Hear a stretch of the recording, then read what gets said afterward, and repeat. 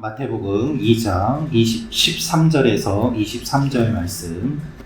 그들이 떠난 후에 주의 사자가 요셉에게 현몽하여 이르되 헤롯이 아기를 찾아 죽이려 하니 일어나 아기와 그의 어머니를 데리고 애굽으로 피하여 내가 내게 이르기까지 거기 있으라 하시니 요셉이 일어나서 밤에 아기와 그의 어머니를 데리고 애굽으로 떠나가 헤롯이 죽기까지 거기 있었으니 이는 주께서 선지자를 통하여 말씀하신 바 애굽으로부터 내 아들을 불렀다 함을 이루려 하심이라.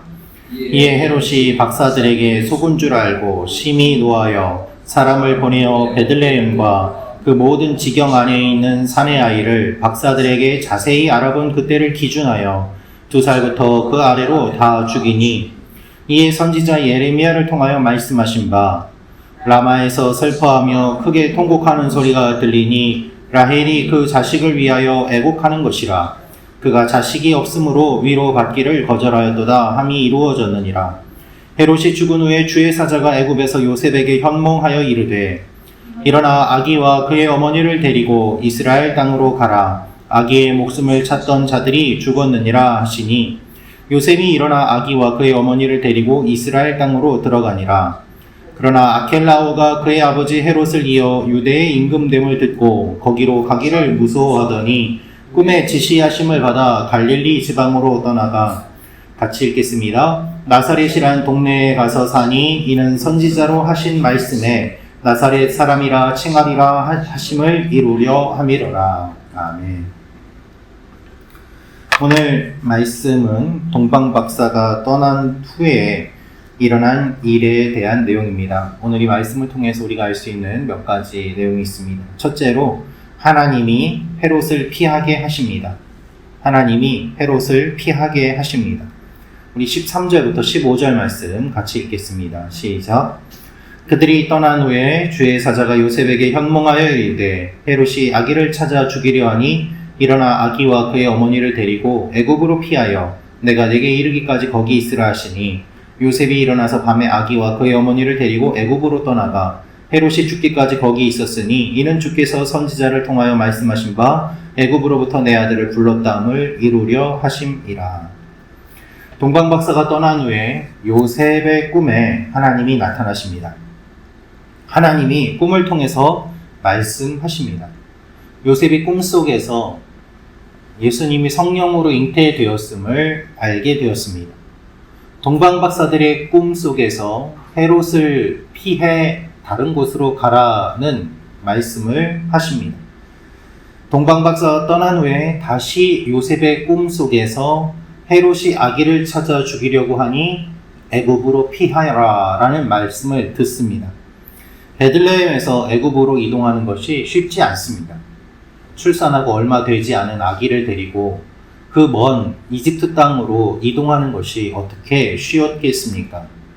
그리고 그곳에서 하나님이 말씀하실 때까지 살아라 라고 하십니다. 그때가 언제인지도 잘 모릅니다. 그러나 말씀하실 때까지 거기에 가서 살아라, 피해 있어라 라고 말씀하십니다. 그럼에도 불구하고 하나님이 말씀하시니 순종하며 나아가야 되고 애국으로 가야 합니다. 우리는 이렇게 생각할 수 있습니다. 아니, 예수님을 피하게 하는 것이 아니라 하나님이 그냥 헤롯을 죽이시면 되는 거 아닌가? 그렇지 않습니까? 하나님이 헤롯을 정리하시면 되는 일이지 왜 아기 예수를 굳이 먼 곳으로 피하게 하시는가? 그렇게 힘든 일을 번거롭게 왜 그렇게 하시는가? 라고 생각할 수 있습니다. 하지만 하나님께서 이렇게 하신 이유는 선지자를 통해서 하신 말씀을 이루기 위함이다 라는 것이죠. 하나님은 능히 헤롯을 제거하실 수도 있지만 이렇게 예수님을 피하게 하신 것은 말씀을 이루게 하기 위함이다. 예수님이 실제로 아기 때부터 이 어려움을 겪으면서 말씀을 이루기 위해서 고난의 길을 걸어가시는 이 일들을 통하여서 하나님의 말씀을 이루기 위하여 아기 때부터 순종하시는 이 모습을 통하여서 우리의 생각과 하나님의 생각이 다르다는 것을 보여주시는 것이죠. 하나님은 어려움 가운데 피할 길을 주십니다. 하나님은 헤롯의 계획을 알고 계십니다. 그래서 우리가 이해되지 않고 우리가 번거로운 것처럼 느껴져도 이집트로 피하게 하시는 것은 하나님의 계획이에요. 오늘 우리의 삶 가운데도 이런 일이 일어날 수도 있을 것입니다. 우리 생각과는 다르지만 하나님이 피할 길을 주십니다. 하나님 번거롭게 왜 이렇게 하라고 하시는가 하는 일들이 우리 삶 가운데 일어날 수도 있습니다. 그러나 우리는 다 알지 못하더라도 거기에 순종하며 나아갈 때 이것이 말씀을 이루기 위해서, 하나님의 뜻을 이루기 위해서 이렇게 하시는구나 라는 것을 깨닫는 때가 올 것입니다. 그래서 이 깨닫는 때는 앞으로 올 것이지만 지금 순종을 원하시기 때문에 일단 순종하며 나아감으로 이 때를 우리가 맞이할 수 있게 되는 것이죠. 이것을 믿으며 하나님 앞에 나아가는 여러분과 제가 되기를 소망합니다. 두 번째로 알 수 있는 것은 악인은 살인을 저지릅니다 라는 것입니다. 악인은 살인을 저지릅니다. 우리 16절 말씀 같이 읽겠습니다. 시작. 이에 헤롯이 박사들에게 속은 줄 알고 심히 노하여 사람을 보내어 지경 안에 있는 사내 아이를 박사들에게 자세히 알아본 그때를 기준하여 2살부터 그 아래로 다 죽이니. 헤롯이 심히 노하여 라고 되어 있습니다. 헤롯이 박사들에게 속은 줄 알고 심히 노하여. 그러나 여러분 생각해 보십시오. 박사들이 헤롯을 속인 것이 아니라 원래 누가 속였습니까? 헤롯이 박사들을 먼저 속이지 않았습니까? 자기가 속인 것은 생각하지 않고 자기가 속았다고 생각하고 분노하는 것이 악인들의 특징입니다. 박사들은 헤롯을 속이지 않았습니다. 하나님의 말씀에 순종하며 나아갔을 뿐입니다. 그러나 헤롯은 화를 냅니다. 적반하장이죠. 헤롯은 분을 참지 못합니다. 그래서 어림잡아 예수 나이인 아이들을 모두 죽이는 무서운 일을 저지릅니다. 거짓말 다음에는 살인이에요. 악을 행하는 일을 너무나도 자연스럽게 하고 있습니다. 어떤 사람은 이렇게 이야기를 합니다. 예수님 때문에 애꿎은 어린아이들이 많이 죽었습니다 라고 말이죠. 이것이 정당합니까? 저는 묻고 싶습니다. 왜 예수님 탓을 하죠? 예수님이 아이들을 죽이라고 한 게 아니죠. 헤롯 때문에 아이들이 죽지 않았습니까? 예수님은 아무런 죄가 없으세요. 죽인 헤롯을 비난해야지 왜 태어난 예수님을 비난합니까? 때때로 사람들의 비난과 공격이 대상이 잘못된 경우가 얼마나 많은지 모릅니다. 왜 예수님을 그렇게 이야기하는가? 자신들이 무슨 말을 하는지도 모른 채 말을 하는 것입니다. 헤롯이 저지른 사건에 대해서 예레미야 말씀을 인용해서 설명하고 있습니다. 예레미야 31장 15절 말씀을 인용해서 오늘 말씀이 기록이 되어 있는데, 라마에서 슬퍼하며 크게 통곡하는 소리가 들리니 라는 이 말씀, 그러나 예레미야 31장 16절 17절 말씀은 이 이후에 포로에서 돌아올 것이라는 소망의 말씀이거든요. 그러니까 15절 말씀만 인용하여서 지금 자녀들이 죽은 것을 슬퍼하는 내용을 묘사하지만 결국에는 소망이 있을 것이기 때문에 눈물이 멈춰야 된다는 이야기가 전체 맥락의 의미입니다. 이 아이들이 헤롯이 죽여서 슬픔 속에 있지만 예수님께서 소망으로 오실 것이기 때문에 슬퍼하지 말라는 위로의 메시지도 이 안에 담겨 있음을 우리는 볼 필요가 있습니다. 예수님은 생명을 살리는 분이시고 헤롯은 생명을 죽이는 존재임을 이 말씀을 통해서 대조적으로 그리고 있는 것이죠. 여러분, 살인을 저지르는 사람들이 있습니다. 입술로 사람을 죽이고 자신이 원하는 대로 사람을 조종하려는 사람들이 있습니다. 그렇게 해야 속이 풀리고 분이 풀리는 사람들이 있습니다. 내 말대로 움직여야 화를 삭히고 즐거워하는 사람들이 있는 것이죠. 반대로 자기 말을 듣지 않는다고 화를 내는 사람들은 얼마나 많이 있습니까? 그렇게 조종당하는 인생이 또한 얼마나 많은지도 모릅니다. 그들을 주의해야 됩니다. 그리고 생명이신 주님을 우리가 붙잡아야 합니다. 거짓을 말하고 사람을 죽이는 악을 행하는 사람들이 많은 이 세상에 우리는 빛 대신 주님만을 바라보며 나아가야 되는 것이죠. 마지막으로 알 수 있는 것은 헤롯이 죽습니다 라는 것이죠. 헤롯이 죽습니다. 마태복음 2장 20절 말씀 같이 읽겠습니다. 시작.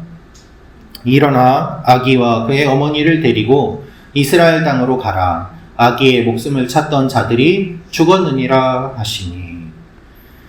이집트에서 살고 있던 요셉이 또 꿈을 꿉니다. 여러분, 우리는 꿈꾸는 자 요셉 하면 창세기의 요셉을 생각하는데요. 실제로 꿈꾸는 자 요셉은 마태복음에 나오는 요셉입니다. 창세기의 요셉은 꿈 몇 번 안 꾸었어요. 꿈 해몽하는 일 했지요. 그러나 실제로 성경을 읽으면은 꿈을 얼마나 많이 꾸고 이 꿈을 통하여서 하나님의 일들을 감당한 사람은 누구인가 하면 바로 예수님의 아버지 요셉임을 알 수 있어요. 꿈을 몇 번 꾸었는지 한번 세어보십시오. 그가 얼마나 꿈을 많이 꾸는지, 꿈을 통해서 하나님의 음성을 얼마나 잘 듣는지 알 수 있습니다. 오히려 꿈꾸는 자 요셉이라는 이름을 갖지 못한 것이 이상할 정도로 예수님의 아버지 이 요셉의 이 꿈에 대한 이야기들은 별로 설교하지 않는 내용 중에 하나이기도 합니다. 하나님께서 그의 꿈에 나타나서 또 말씀하십니다. 이제 헤롯이 죽었다는 것이죠.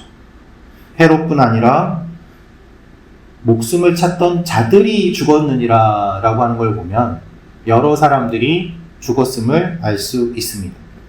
멀리 떨어져 있는 이집트에서 예루살렘의 소식을 알 수 있는 방법이 없지 않습니까? 전화가 있는 것도 아니고 누가 요셉에게 찾아와서 소식을 전해주는 것도 아닙니다.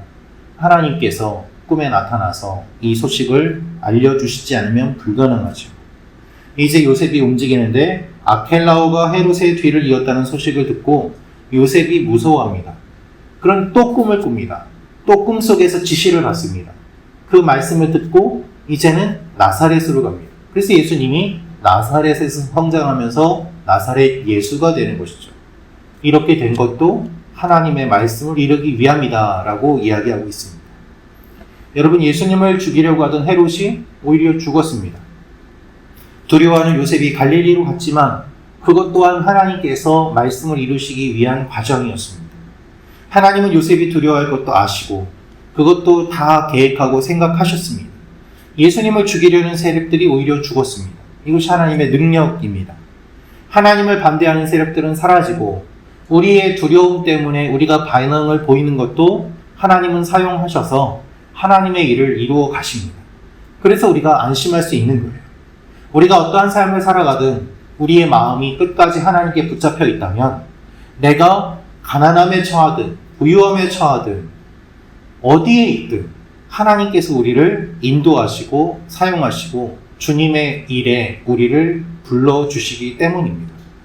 그래서 하나님은 우리의 실수까지도 사용하시고 우리의 연약함도 사용하시고 우리의 부요함도 사용하시고 나의 경험도 사용하시고 나의 나이도 사용하시고 모든 것을 다 사용하시기 때문에 나는 어떠한 것을 하든지 감사함으로 자유로 끝까지 주님 앞에 나아갈 수 있는 거예요. 그러면 하나님께서 알아서 다 맞춰서 주님의 말씀을 이루어 가도록 우리를 인도해 주십니다. 한 걸음 한 걸음 그렇게 주님의 발걸음을 따라갈 때 하나님의 나라가 우리 가운데 임하게 됩니다. 이것을 기억하며 담대하게 하나님 앞에 나아가는 여러분과 제가 되기를 주님의 이름으로 축원합니다. 기도하겠습니다. 참 좋으신 아버지 하나님, 오늘도 저희들의 상황과 환경은 각각 다 다르지만 이러한 모습까지도 주님께서 다 아시고 계획하시고 인도해 주시고 이끌어 주시고 사용해 주심을 감사합니다. 하나님, 내가 가난함에 처하든 부유함에 처하든 일체의 비결을 배우게 하시고 어떠한 상황에 있든지 하나님께서 우리를 사용하실 수 있는 능력이 있는 분임을 고백하며 내가 처해 있는 상황 속에서 최선을 다해 하나님을 찾는 하나님의 사람들이 되게 도와 주시옵소서. 가진 것이 없고 연약하고 몸이 아프고 또한 지식이 부족하고 지혜가 없다고 하더라도 하나님께 나아감으로 말미암아 하나님이 놀랍게 사용하여 주실 줄로 믿습니다. 하나님, 우리 교회를 사용하여 주시고 우리 가정을 사용하여 주시고 우리 한 사람 한 사람을 사용하여 주셔서 모든 것이 합력하여 선을 이루시는 하나님의 그 능력과 영광을 바라보는 저희가 되게 도와주시옵소서.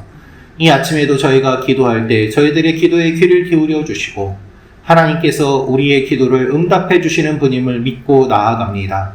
우리 개인의 욕심만을 위한 기도라고 하더라도 그것 또한 하나님께서 사용하셔서 선하게 역사하실 줄로 믿사오니 하나님, 우리의 속을 다 주님 앞에 쏟아놓고 주님께 맡기고 내어드림으로 말미암아 무거운 짐을 내려놓고 주님과 동행하며 나아가는 기쁨이 넘치는 오늘 하루가 되게 도와주시옵소서. 몸이 아픈 우리 교회 지체들 강건하게 도와주시고 마음이 아픈 지체들 주님께서 어루만져 주시고 원근각지에 있는 우리 교회 성도들 하나님께서 동일한 은혜를 허락하여 주셔서 온 세상을 다스리시는 주님이 어느 곳에서든지 만나 주심을 경험하고 하나님을 찬양하며 나아가는 귀한 믿음의 공동체가 되게 도와주옵소서. 주님께서 하실 일을 기대하고 감사드리며 예수님의 이름으로 기도합니다. 아멘.